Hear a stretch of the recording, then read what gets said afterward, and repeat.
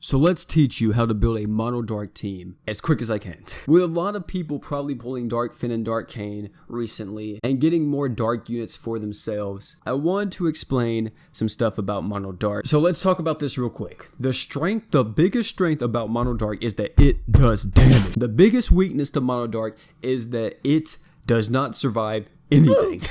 Mono dark, even with someone like Dark Zeorg on the team, you will not survive against any boss that is able to deal a ton of damage like Wilks, Rags, anything like that. Boom, you're dead. If you want a team that likes doing damage and is kind of a glass cannon team, mono dark is definitely your team. So let me explain the units and why you would use these units. I'm gonna try to do this as fast as possible because I talk about it a lot and there's a lot of stuff to say about the units that I use for mono dark. So we're not actually gonna talk about this team first. We're gonna talk about the OG team because I think the OG team a lot of people have, and you can be able to build that team really well. Even though a lot of you are probably watching this video because you have Dark Finn and Dark Kayn, the case may be. So I'll talk about them in just a second, but we're gonna talk about the OG team. So this is the OG mono dark team. So this was like the first iteration of mono dark. Once all the units came out, they were able to be awoken. This was like the first time mono dark was actually able to be used, and a lot of people were using mono dark because of the amount of damage that they dealt. So Regulus is just overall and key unit to mono dark like all the time. Mono dark would not be what it is without Regulus. So he has Dark Master level 3, which is increasing all allies dark damage by 30%. So of course, everybody that's a dark unit on his team, they're getting 30% more damage. Not only this, Regulus also has one of the best true weapons in the game to benefit his mono dark team. Now, let me just say this, it's not one of the best general use true weapons. It is one of the best true weapons for his team. The reason for that is because it has the dark resist down by 50%, which is huge. That is a multiplicative debuff that you can put on an enemy, and it's going to increase your damage by a ton. Not only this, whenever he's using it, he's going to increase his own crit damage by 50% and autofills his own art gauge. So that is why Regulus is here. Also on top of that too, Regulus is able to buff up everybody's crit chance by 100%. Now let's move on to Rags. Rags is a pure damage dealer. That is the only reason why he's here. Rags is going to deal damage, he's going to be able to feint the enemy, and not only this, the lower HP Rags has, he's going to increase his attack and defense up to a maximum of ×2 attack and ×2 defense. He is able to lower his HP with his true art, so you don't have to worry about that. He's not like a goblin slayer. He does have this right here, which you really only see this whenever he's at red HP. So whenever he's at red HP, he's going to lifesteal by 4% of the damage. Now you may look at that and be like, OP, that's trash. I'm telling you guys, it is the most broken thing I've ever seen in this game. If Rags had 7% lifesteal based on the damage he dealt, bro, he would never die. Like, I'm being serious.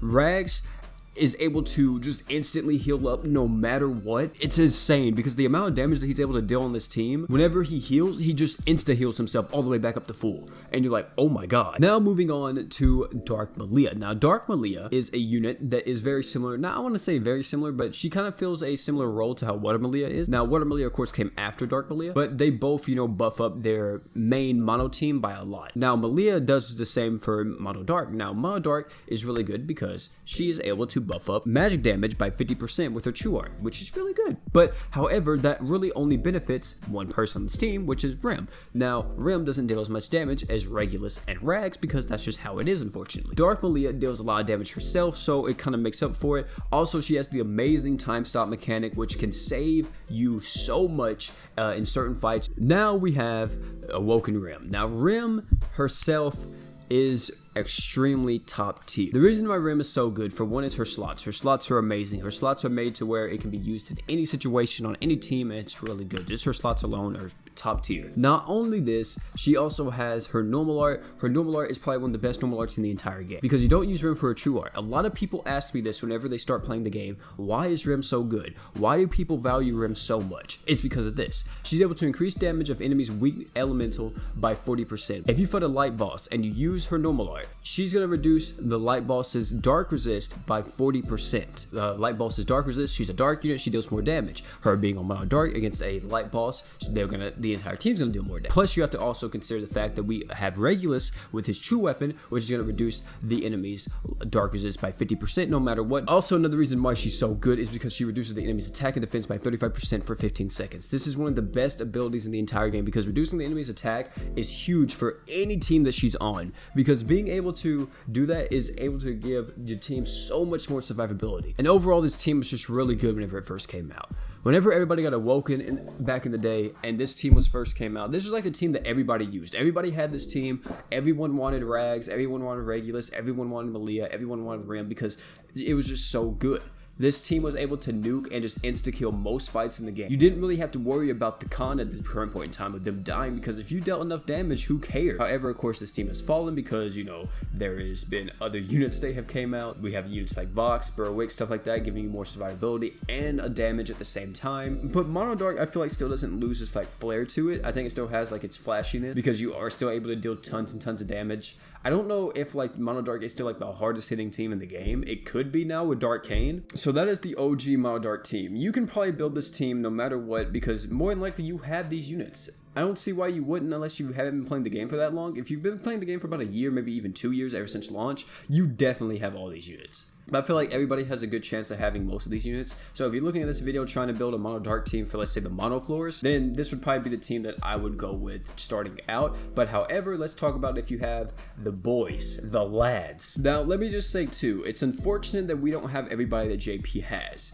JP has, of course, Commander Fort, which she just came out recently, and she is extremely. They also have Shuri, which Shuri would probably replace Rags on this team because, you know, she just does a ton of damage. Take that into account whenever I'm talking about these units. However, the basis still apply. Now, Dark Finn coming into the Mono Dark scene was huge because Dark Finn gave the team art gen finally. Now, they did have an art generator before this, which was Xenon. However, Xenon wasn't really that good. Xenon was taking his own HP to give everybody art gauge, which really wasn't that bad because he was able to lifesteal. Xenon's lifesteal, he didn't deal as much damage as Rags, so there was no way Xenon could just full heal himself after doing that. So it kind of was like counterintuitive too. But he was the OG art generator for Mono Dark. Now, Dark Finn came along and was like, you know what, bruh? I got you. Dark Finn is extremely good because Dark Finn has tactics. Tactics instantly gives everyone on his team 50 art gauge, which is huge in nuking situations. Not only this, with his true art, he's able to give everyone instantaneously 20 art gauge if they're a dark unit, and he's going to increase everybody's art gauge by 3 and accuracy rate by 30%. So let's say like you're using him on this team and you're just about to get a true art with everybody, but Dark Finn has his true art. You can instantly go in with Dark Finn's true art, and Dark Finn's true art is kind of long. As you can see right here, if I actually click on it, his true art does take a minute to come out because you see he throws the smoke bomb first and then he does the damage. So you're able to get that 20% off and still be able to have Regulus's true art, Kane's true art, and Rags' true art all up at the same time if you time it right. So that's why he is so good. Also, one of the biggest flaws with Mono Dark back in the day was that whenever you fought any boss that had evasion, it was really trash. You had to take away one of your damage buff equips because you'd have to use the accuracy buff equip in order to hit the boss because the boss had evasion. But now since we have Dark Finn here, Dark Finn gives everyone 30% accuracy, meaning that everyone can hit the boss that has evasion. Also, another reason why Dark Finn is so good because of his true weapon. His true weapon gives 50% more damage to the enemy, which is a multiplicative debuff, same thing that Mako has, same thing that Ash has, and stuff like that. Also, he has a 5-star support, which 5-star support is really good for Mono Dark because you can either use Type 0 Goku uniform, which is going to be huge because, of course, you want to nuke stuff. Now, that is why Dark Finn is here, and that's why he's so good. Now, Dark Kane is literally the best option after Dark Malia, because Dark Malia was able to buff up your magic damage. So Dark Kane says, screw all of that. I'm buffing up everybody's attack by 100% as long as you're a dark unit. And he's also increasing everyone's damage inflicted by 15% up to a maximum of 60%. So overall, Dark Kane is just the better Dark Malia as a buffer because he's able to buff up, of course, everybody. Anybody on the Mono Dark team is going to buff up. He doesn't need multiple people. He doesn't need only physical damage. He's buffing up everybody, which is huge. So Dark Kane is probably like literally the best thing that has ever happened to Mono Dark next to Dark Finn. Having all those buffs on at once for everybody on the team is just amazing. So if you look at Rags right here, this is why I love using Rags alongside Dark Kane. Rags has an extremely high attack stat already. You see he's at 4.2k. Of course, you're not even factoring in the 420 attack that he gets from Tazmon. Whenever Rags gets lower HP, he's increasing his attack even more. And then once he's into red health, he pretty much is doubling his attack times 2. So he's pretty much getting double attack twice because whenever Rags is at low HP, he's going to double his attack. So this is going to go up by times 2. Whenever Dark Kane uses his true art, he's giving him 100% more attack, which is another times 2 to attack. So that is insane, the amount of attack this man has. He's going to easily have over like 10,000 attack. Of course, you probably can't get that all the time, but he will have over 10,000 attack, which is going to be ridiculous, bro. That's going to hit so hard. Now, that is, I feel like, the basis and like the foundation of the new Dark team. This team is really good in any type of nuking situation because they're able to just deal a lot of damage really quick. and just insta-kill the boss. Also, everybody's animations are pretty, fast in this team comp. Longest animation is probably Regulus, because Regulus has to, charge up and then he screams at everything. So there is that, but, as soon as you pop his true art, he's instantly giving everyone the 100% crit chance, so it's not like you have to wait till he's starting to scream to get the 100% crit chance. Overall, the man, the myth, the legends, Mono Dark, I feel like is amazing team. If you are starting out in the game, however, I don't recommend going for Mono Dark at all. The reason for that too is because of the equips. The equips needed for Mono Dark is kind of like well heavy, especially for this variation of the team, because most nuking equips that are super OP are all like, gacha equips, especially they're going to be gacha equips from Kill la Kill or like something like that. As you can see, we literally have but technically 3 equips, you just have 2 of one. We have 3 equips on this team that is all from Kill la Kill that all buff up damage. It'd be a lot better if you had Dark Cane's true weapon in this situation, because you could use Dark Cane's true weapon on him instead of Stimpy Snips, not Stimpy Snips, but Scissors Blade, and you would put Scissors Blade on Rags, and then boom, that'd be the team. So you can see right here, the equips are pretty demanding, I want to say. To have these equips, you have to have like all that stuff to really make Mono Dark deal a lot of damage. This is overkill for most content in the game, like this much damage buffing. This is used for content that you need this for. Like for example, Wilkes, you need all this damage buffing, or else you probably won't kill Wilkes. Now, of course, you may be like, OP, what about Ash? What about, this unit, that unit? If you have Ash, then yeah, you could use Ash instead of Rags. That would always be a beneficial thing for you. Now, if you are going against a light boss, I would recommend taking Rags out and using Rem instead. So that is, I want to say, Mono Dark. Now, of course, whenever you need to break nuke and stuff like that, if you have Duke or Wargold, that would be like your go-to. Probably replace Rags. Rags is like the replaceable option in this situation whenever you do need a breaker. Let's say you need Rem, or the case may be, you would always replace Rags.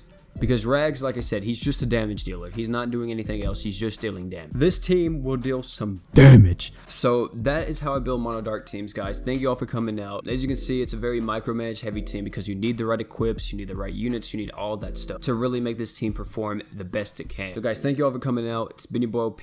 Don't forget to like, comment, subscribe for more Grand Summers content, just mobile game content on the channel, or any type of gaming content, really. You guys have been killing it recently with all the support, and I cannot thank you guys enough with everything you guys have been doing. It's just been insane. So yeah, it's been your boy OP. Thank you all for coming out again.